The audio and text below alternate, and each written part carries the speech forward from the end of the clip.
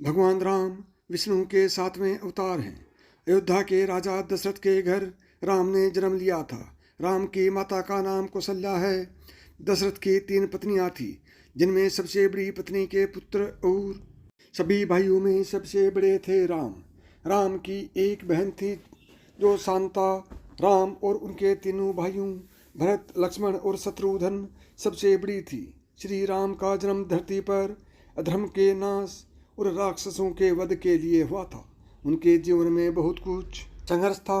भगवान विष्णु ने एक साधारण इंसान की तरह ही राम के रूप में अवतार लिया था। भगवान राम की शादी सीता से हुई थी। राजा दशरथ के 3 पत्नियों में से एक थी कैकेयी, जो चाहती थी कि उनका पुत्र भरत दशरथ के बाद राजा बने, परंतु राम सबसे बड़े पुत्र थे, जिस कारण यह संभव नहीं था। कैकेयी ने एक बार राजा दशरथ की जान बचाई थी। तब दशरथ ने उनके कहा था कि तुम कभी भी मुझसे 2 वर मांग सकती हो। अपने बेटे को राजा बनाने की चाह में उसने दशरथ से 2 वर मांगे कि वह 14 साल के लिए राम को वनवास भेजे और मेरे बेटे को राजा बनाए।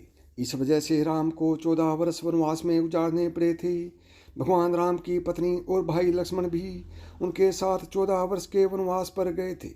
इस बीच लंका के राजा रावण ने माता सीता का अपहरण कर लिया और उनके अपनी नगरी लंका ले गया।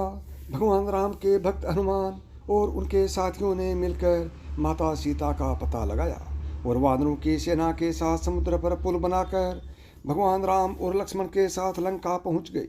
फिर वहां रावण को माता सीता को लौटाने के लिए कहा, परंतु वह नहीं माना और युद्ध आरंभ हो गया, जिसमें रावण का वध प्रभु श्री राम ने किया और लंका से विजयी होकर माँ सीता के साथ वे पुनः अपने राज्य अयोध्या लौट आए।